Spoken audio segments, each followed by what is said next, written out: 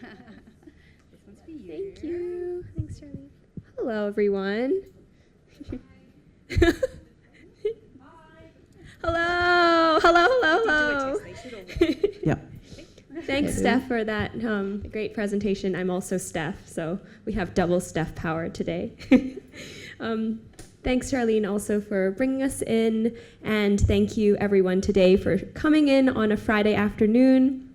Thanks, PP, for hosting us also at this event, and JD for giving us this wonderful venue. So I'm going to kick us off for this panel. It's Social Impact for Women's Wellness panel. And I'm really excited to have Natasha and Micah here. We were also supposed to have Sophia Ho-Tung, but unfortunately she is not feeling very well today. She is an illustrator and artist in Hong Kong, and you can find her work on social media. She's at Sophia Ho-Tung, so you can learn more about her there, but hopefully next time she can join us. And before we begin the panel, I wanted to give a brief introduction of Nash as well as Micah, and just share a little bit about their backstories before we dive into some questions with them. Okay, so Micah is, after having a 20-year C-suite career, Micah resigned in early 2023 to pursue her passion for women's health and femtech. She started Femtech Future, where she invests and consults to a handful of femtech startups. In May 2023, she joined as co-CEO of Femtech Association Asia, the region's first and largest advisory and industry network for femtech founders, investors, MNCs, and thought leaders with a core focus on improving women's health through technology solutions. We had a really interesting pre-panel conversation yesterday, so I'm excited to dive a little bit more into that with you, Micah. Thank you. Nash is the co-chair of HSBC Ability Hong Kong, which is an employee resource group whose goal it is to educate and advocate for staff in the bank and their families and communities who live with all different abilities. She came into this role after many years of volunteering and advocating for greater awareness of mental health and illness, both in London and in Hong Kong. So the work that she does with the employee resource group is very different from her day job in the bank, working in the financial crime, as well as being a bar instructor as well. So that's super cool. Fun fact about you. A brief introduction to me. I'm Steph. I'm the founder of Body Banter. It's a charity in Hong Kong that works with young people to spark conversations about body image. I recently authored a book called Big Bites Break Boundaries, which is at the back over there, and I'll share a little bit about that at 4 or later, now that we're running a tiny bit behind. But in brief, it's about my personal experiences with body image and eating-related struggles in Hong Kong, and the challenges that I faced while trying to seek help in a context that often stigmatizes conversations about mental illness. So without further ado, we're going to jump straight into the questions. I wanted to ask both of you to share a little bit more about, so why is this conversation about women's health important to you, and how has the social impact sector been working toward advancing this particular mission of supporting women's wellness? You want to start, Micah? Sure. I'll kick it off. Hi, good afternoon, everybody. Thank you, Joint Dynamics and Phenomenally Pink, for organizing this. And also thank you for giving Splash an opportunity. I actually was a chair of Splash for 3 years. I now sit on the board. And I think it's an amazing charity, and I hope you all support the Splash and Dash. And I think with the community of domestic helpers that we have, about 1,500, I think, at the moment, it would also be awesome to see how we can explore a collaboration with Phenomenally Pink, because I think this is also a group that doesn't necessarily take care of their health and well-being very well. So as Steph mentioned, I've had a very happy and successful corporate career, but as I went through my corporate journey as a CEO of a financial institution and lastly as CEO of Visa, I realized actually that there is one big thing that holds women back in the workplace, and that is actually their health and well-being. I think if you look at my own journey, I've been very fortunate to have had a pretty smooth career path, and also was able to put 3 children on this planet, and also had a partner and got married. But I think the reality of doing everything for a woman is very, very hard. And as I was trying to get more women into financial services and more women into tech, I realized actually that the real thing that was holding us back is the fact that we have so many more things that we need to do. So firstly, on average, we have probably around 2/3 of all health conditions versus men. And don't get me wrong, I think men's health is incredibly important, but if you just look at the journey that women have to go through, it starts with their period, then it goes, if they want children, it goes through a fertility journey, and even if they don't want children, they could have all kind of issues like polycystic ovaries or endometriosis. And then if you kind of gone into the peak of your career, you kind of end up with menopause. So I think that inspired me to use my corporate voice and to use my position to advocate for women's health, but also try and see whether there are ways in which we can use technology to support women's health. And the reason for that is, and it's great that Joint Dynamics has such an amazing space in a working area as well, but most of us rely on the healthcare service being available somewhere between 9 to 5. And I was even thinking this morning, I need a mammogram, I need a pap smear. I need to find somewhere in my schedule to fit that in. And then if you're lucky, you go through your health journey in a healthy way. But the reality is there's so many hurdles that you can come up across that once you hit a bump, your journey becomes even harder. So I think my story is that if we actually do more preventative health and we find ways to use technology to support the health and well-being of women, we can actually keep women healthier, and that eventually benefits countries, corporates, and communities. Thanks, Micah. And after we hear Nash's thoughts, I wanted to hear a bit more also about, we chatted about research and how it often doesn't highlight experiences of women and how that can affect the access, as well as how tailored these treatments or access to treatment is to women's experiences and intersectional experiences as well, including race and gender and race. So that's something I wanted to put a pin in and talk about later.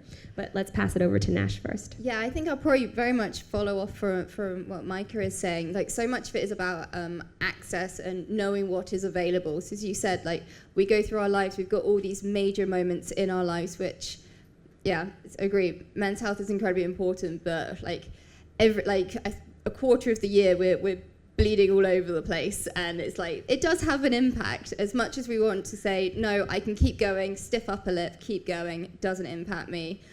It does. Like, you feel like crap. And that's if you're lucky. And then when you were talking about like fertility and things like that, so I'm currently going through my own fertility journey at the moment. It kind of sucks. And it's like going through all these changes in my body, having to go through the emotion. And I'm lucky. I'm incredibly lucky. I've got a very supportive team at work. I've got an incredibly supportive husband who has been there for me throughout it. But actually, most people don't have that. Most people don't have someone who is there to kind of say to them, okay, it's all right, you're going to be fine. But then when we get onto the technology and there is a lot of technology out there, but I don't feel like it's used properly or people are aware of it. So whether it's tracking your period, tracking ovulation, tracking your mood, tracking discharge and whatnot, it's incredibly important, and it can then be used for that preventative perspective. So yeah, prevention is so much better than cure. If something doesn't go wrong, it's a lot cheaper to fix, and it's a lot easier to sort out if you can get it before it goes bad. And we were saying yesterday when we were having our pre-call about this, one thing which I really wish that had been available was so my mum during COVID back in the UK, she was diagnosed with cervical cancer. She's okay now, but we could all see the signs that something wasn't right for a long time before she actually went to the hospital to actually get checked out. And like, my father, bless him, he's completely oblivious to these things. And he was like, oh, no, she's fine. And me and my brother were like, there's something not right here. But she was, no, I'm okay. I'm the matriarch. There's nothing ever wrong with me. And she ended up having pretty bad cancer. As I said, she's all right. She was one of the few people who were quite lucky out of the NHS wait list getting cancelled. So she got straight to the front of the queue. So she was incredibly lucky, and I'm very thankful for that. But when I talk to her now, I'm saying, okay, do you like look at what's going on with your body? She's like, oh, no. I don't talk about those things. Don't be silly. And I'm like, I think we're a bit beyond that now. We're like, she's of a generation, but we're also in the times where there's no need to be kind of like coy about these things. Even if you're just recording it in your phone, you don't have to market it to the world. But if she could have seen, oh, right, okay, I'm losing weight, my mood's down, I'm getting bloated. She thought she was going through menopause again. Which I don't think that's medically possible. But yeah, all these signs were basically her going through menopause again. It was like, if she'd flagged that and she mentioned something to us, we could have probably got her treatment significantly sooner. And yeah, so it's like the technology and making things accessible and available and knowing the stuff is there is just so important. Yeah, Nash, I appreciate that, the insight, or there were a couple of things I picked up, which were just the awareness piece of not your mom not even knowing that these were symptoms that could be indicative of her having cervical cancer, in addition to the tracking, the importance of tracking everyday experiences and people not necessarily knowing, oh, the kind of the combination of these symptoms could be something that's quite like meaningful and helpful to diagnosing something that could be life-threatening. So yeah, maybe that's a great point to pivot into that conversation we were planning to have about research. Yeah, so, but when we were talking earlier about accessibility, I think apart from the fact that we now know that women actually have more issues than men, the reality is there is firstly a lot of stigma and taboo about women's health, and particularly in Asia, talking about women's health, but there is also a massive gender data gap. So we are only finding out more about the women's body in recent years. We also know that globally, only about 3% of global R&D funding goes to issues that are specific to women's health. So what that means is that I feel very fortunate because whatever research or clinical trials has been done in the past has predominantly been done on a 75 kilogram white male. So I'd say I'm pretty close to coming to that. But if you're Asian, if you're from a Chinese ethnicity or a Indian or brown ethnicity, or if you're African American, or as we discussed also, if you're intersectional race, there is very little known specifically about your health and well-being. And that is also a problem, because if we don't have the knowledge, it also prevents people from taking care of themselves. So I think we're very lucky in Hong Kong, in this community where we are today, that we have very good access to healthcare, both, you know, in the public sector as well in the private sector.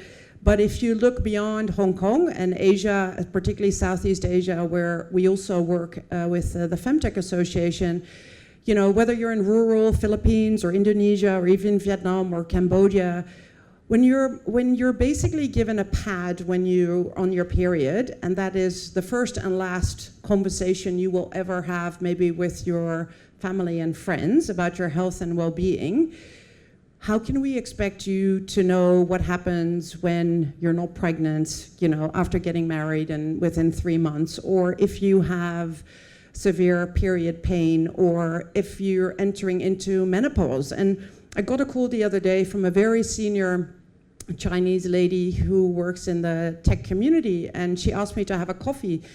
And she said to me, I'm 53 years old, I was having all these symptoms, I went to the doctor, and the doctor told me I had menopause. You know, what the F is menopause? Nobody has spoken to me about it. My friends don't talk about it. My mother never told me.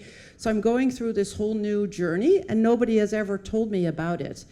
So what we're trying to do is do a lot of education and advocacy. Firstly, to make sure that people understand that you can't necessarily 100% rely on the medical environment to support you. So you have to do your own research, you need to own your own health, and you also need to speak up. So it takes on average, for example, 8 years to diagnose endometriosis. That means we've normalized 8 years of pain. So women need to speak up and go prepared to their doctor, and then do their own kind of follow up if they're not happy with the answers, because we have normalized pain for women where it shouldn't be. So I think if we use technology and use the products out there like the period tracker or even a menopause tracker, then at least we collect data that we can show our GP and say, hey, I've been tracking my period for 6 months. This is what it looks like. You have data to support maybe some of the conversations you can have. But also it can help create better solutions, particularly for Asian women, or the predominant demographic across Asia. And using technology to get that for these better solutions in the end will create better, propositions for your mother and for me, because I'm 52. Had I known a lot of things earlier, I could have done more preventative health checks and things on myself. Thanks, Micah. And something that really stood out to me when you were sharing was just how accessibility also ties into sharing of lived experience and normalizing those everyday experiences. Obviously, those big macro themes and talking about these at an institutional, societal level, those are incredibly important.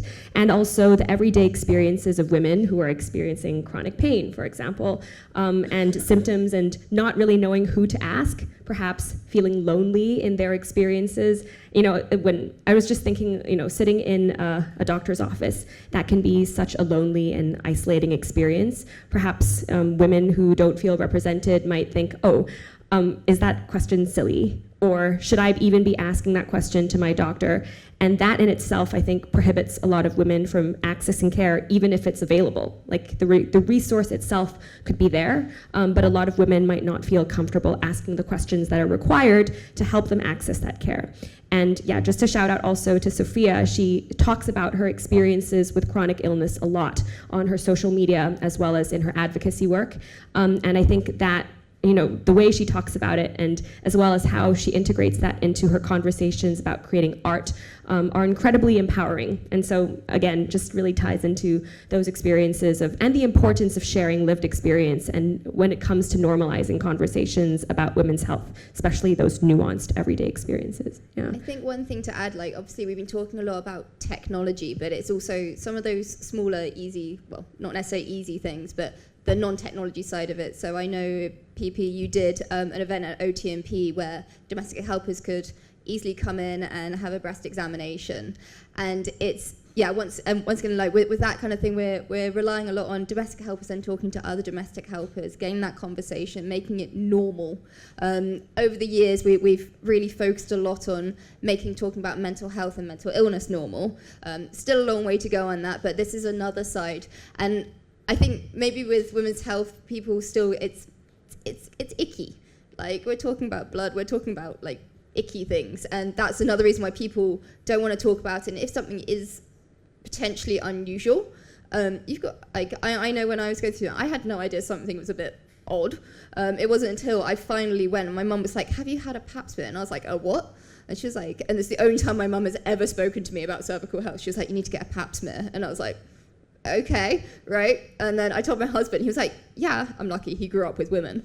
And I went in there, she was like, you've got X, Y, Z. And I was like, oh, okay, right, what do I do now? And she was like, just take these pills, you'll be fine. And I was like, oh, okay. And I come from an incredibly privileged, I grew up in the UK, I had pretty good sex education, albeit going to a very religious girls' school in the UK. So I'm pretty well educated compared to your average person, I would say, and I'm quite proud of that. But even I was completely clueless, especially when you have a pap smear and they come out with that big plastic thing. You're like, ugh.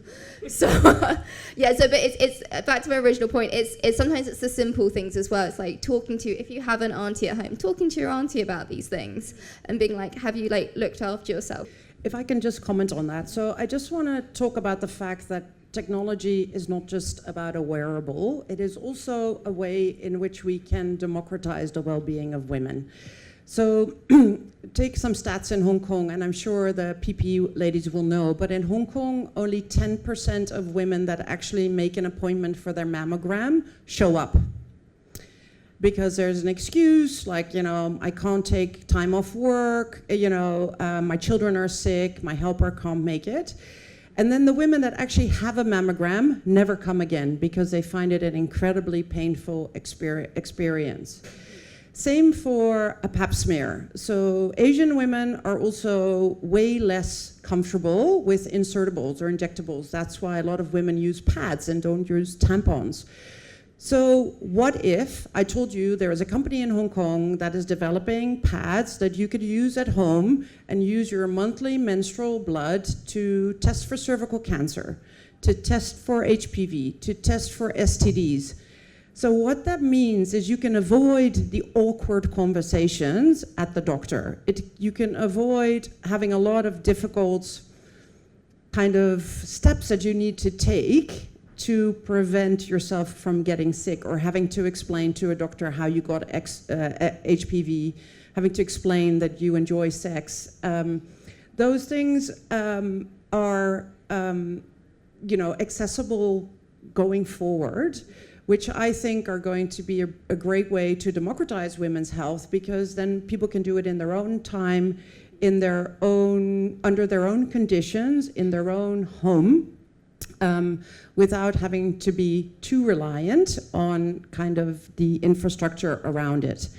And just to share with you, it's not something that is being done in Hong Kong, but in India, for example, they have created mobile booths to scan for breast cancer. So it's like a shower curtain in a booth where there is a camera that uses infrared to detect whether or not there is changes in circadian cycles. So basically, the woman only needs to go into a booth herself, can take off her shirt. Her medical stats are recorded, there is a digital file, and as she kind of moves through the country or doesn't have a fixed place to live or work, she can still carry that file with her. So those are all kind of changes that we're trying to put in place to ensure that everybody has access to these kind of preventative health services on their own terms and conditions. I love that. And I think what you brought up, Micah, was really cool to hear in terms of just like giving people that safe space to explore their health on their own terms, as well as democratizing it so more people can access those individual private safe spaces. And I think both those things have to happen at the same time, that awareness at a more public level, as well as those smaller pockets of self-exploration.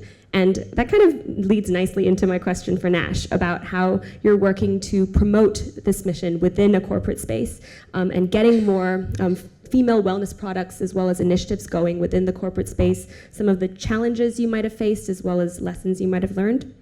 Sure thing. So as Steph mentioned in my introduction, I am the co-chair of an employee resource group called Ability. So essentially what an ERG is we're an internal charity within the bank, and we're completely voluntary. We do everything side of desk. We cover a huge range of, we cover 6 pillars, one of which is physical health, under which women's health is a part of that.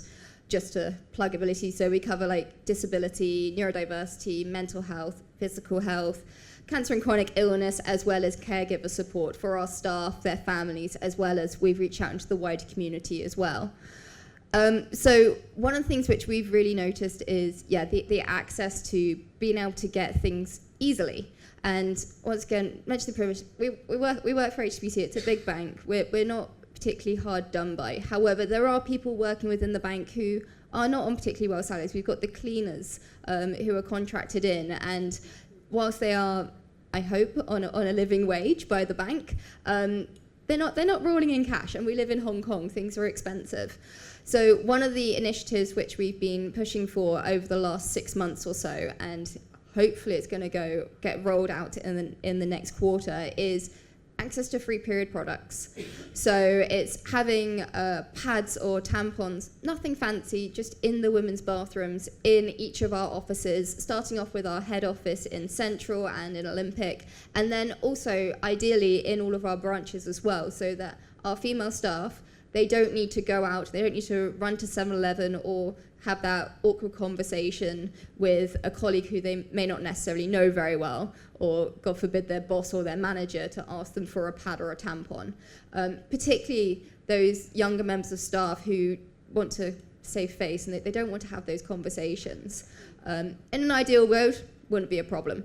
But the fact that, so if we're working in our central office, the nearest 7-Eleven is you've got to go out, you've got to go down into Central Station. And there's a 7-Eleven there, which when I went there yesterday, didn't have any sanitary products in there whatsoever. So then you've got to do the really fun, okay, I'm going to shove a load of tissue in my underwear and waddle around until I can find something a bit more permanent. Which is not ideal, particularly if you, say, you're rushing to a meeting. A man, if you've got a man who needs to go to a meeting and they need the loo, okay, fine, they pop in there, they've run out. As a woman, you've got to, A, find the products, B, stand in a queue for a toilet, because to this day, I still don't understand why there are such long queues in women's toilets. I really don't know what goes on in there. You've got to wait for the toilet, and then you're like, oh Christ, well I'm 10 minutes late for the meeting now. This doesn't exactly look professional.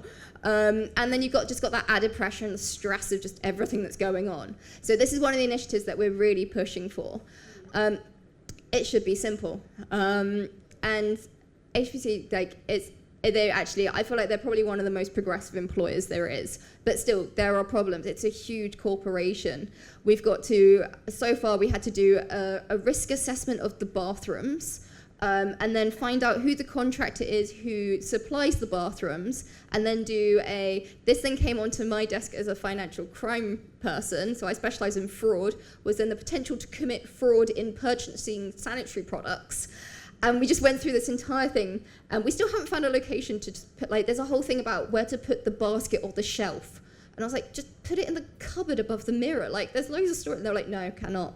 It's like, okay, fine. So the current solution we've got at the moment, not ideal, is I've got a locker on each floor that I work on, and I just shove a load of sanitary products in there. And it did have a big label on it saying menstrual products. I got told to take it down because it was a bit too explicit. But I was like, you know what? This is a normal thing. People shouldn't care.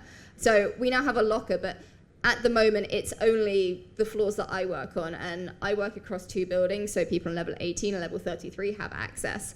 And there's a few other people who are within Ability, one of the other ERGs, which is Balance, who work on gender equality across the bank. Where they work, they've got some lockers as well. But we're providing it ourselves. And no, I'm not poor, but you know what? The bank is a hell of a lot richer than me. And if they can be affording the foosball table that we've now got on our new floor and the video game system that we've got next to the new bar, loving them by the way, not bitching about them in the slightest, but you can provide some sanitary products. And so it's one of those things where it's difficult, but I'm used to things being difficult when trying to push things through at the bank. But then it's come on. And it's so easy to get disheartened. So I'm sure there's been thousands of other initiatives like this which have just fallen by the wayside. So your last question was what have I learned from this? And I'm lucky, I know quite a few, through doing Ability and things like this, I actually know quite a few relatively influential people in the bank in Hong Kong. Some of them are pretty senior women, so we've got the head of the Hong Kong retail bank is one of our sponsors, which is great. So she can then put her influence behind it. So unfortunately it's about the networking, which I hate.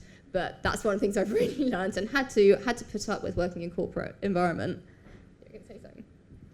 Yeah, so I work a lot with Luna, who is one of the period care subscription providers, and I think it's really great that HSBC is doing this. I think actually it should be free, like toilet paper. I mean, why should a man and a woman who both make $100, actually a woman takes home $80 because she has to provide for period care? But what I love is also hearing the feedback. So the feedback would be well, but what if it all gets stolen? But then you have a conversation, it's well, women don't actually take home toilet paper either, right? So who stuffs rolls of toilet paper in their bag? So why admit, would they take tampons or The stealing pads? thing did come from when we went through COVID and everyone was stealing loo roll. That's where it came from. Well, I'm not saying it's you, but it was very interesting. The other feedback I got in a conversation with a male HR manager was well, what do we do for the guys? And then I said, well, what do the guys need in the washroom? A magazine? A newspaper? Condoms? A plant? I mean, tell us, and then we can also make that happen. And I think that is where we all in the room also have an obligation to kind of speak up a little bit more. Because when I speak to a lot of HR managers around this kind of stuff, period care or egg freezing, employee benefits or menopause policies, a lot of them go, well, but none of our women ask for this. And it's like, well, nobody asked for the Apple phone, but now we can't live without it. So I think it's also important for the women in organizations to speak up and ask and to have conversations with HR about your needs and wants in the workplace, because without it, it has to be a two-way street. Without it, we're never going to really make significant impact. Yeah. Thanks, Micah and Nash. And we're just about getting to the end of the panel, and I wanted to wrap up just by asking, how do you see the field going forward? And if you had a magic wand and you could make something happen overnight to progress women's wellness within the social impact space, within your personal lives, you can answer this within whatever capacity you'd like. But yeah, if you had a magic wand, how would you move the mission of promoting women's wellness forward? Big question. I mean, how magical is my magic wand? Like, I was gonna say, like, you know what, if a bloke could go through a period for just 1 week, that'd be awesome. Just hand it off, just like delegate that out. But I think for me, it would be, in my ideal world, it would just be that everyone has access and everyone is just comfortable to talk about these things. So whether it is having the access to the breast cancer screening, having access to those incredible pads that you were talking about, which can do a pap smear for you. I think, yeah, it's the access and just like there is no inequality in your access to medical healthcare and medical knowledge. Yes, we have Google, but I'm pretty sure we've all been on Google and I've got a slightly sore throat. I've obviously got a brain tumor according to Google. Like everything, I've hurt my toe, brain tumor. This is why I don't search out medical things online. It doesn't help my anxiety. But yeah, my thing would just be access, whether it's through technology, whether it's through events, and people just knowing that is available. Yeah, that's a very hard question. I want multiple magic wands, but if I just look around more success across the region, surprisingly, Japan is actually doing a pretty good job. But that is the reason because the government has made women's health a priority. So they have basically said if we leave women's health to corporates or to the communities, it's going to take too long to have an impact. So they have decided to set certain guidelines. So you need paternity leave, maternity leave, and not 6 days, but significant numbers. You need a menopause policy.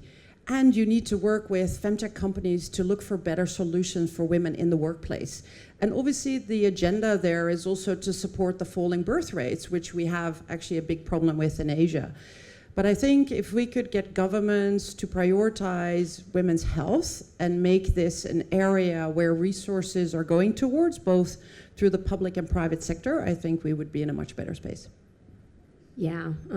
Thanks so much, both of you, for sharing. And I think just a key takeaway for me is that it has to happen from multiple levels of influence when it comes to moving women's wellness forward. It needs to happen from the individual level, where people are sharing their lived experience stories, being more assertive and persistent in having conversations about women's wellness in their daily conversations, in their workplaces, in their families and friend settings. And then also the government, as well as institutions, large bodies and powerful people have to think about how they can implement policies and practices that can really empower women within those organizations to access, as well as have open conversations about things that they're dealing with in daily life. So those were my main takeaways, although there was so much that we talked about today. And thank you, both of you, for being here. Thank you for having us. sharing your experiences. Yay!